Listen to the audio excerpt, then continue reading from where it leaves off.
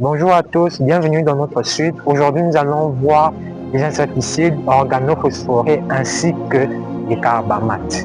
Qu'est-ce que nous pouvons comprendre par ces deux types-là? En fait, les organismes, les insecticides organophosphorés ne sont rien d'autre que des types d'insecticides qui contiennent en eux du phosphore. Et le phosphore, c'est notamment l'un des éléments du tableau périodique, contenu dans le tableau périodique, et je vous invite à checker, à vérifier, à checker. Et ces types d'insecticides ont essentiellement été utilisés à partir ou pendant notamment la Deuxième Guerre mondiale, et ils sont un peu moins invasifs par rapport aux insecticides organochlorés.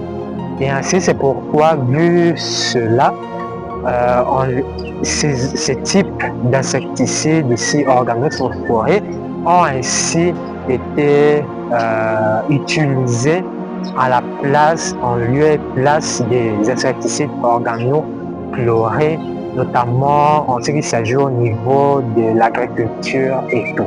Au niveau de l'agriculture et tout, car ces types notamment ici sont moins persistants, donc ça ne reste pas trop, notamment au niveau du sol et tout. Et nous avons ensuite les carbamates. Les carbamates sont rien d'autre que l'un des types aussi des insecticides, mais pour le cas des carbamates, ils sont beaucoup moins toxiques par rapport aux insecticides organochlorés, par rapport aussi aux insecticides organophosphorés. Mais ça reste dangereux pour l'environnement.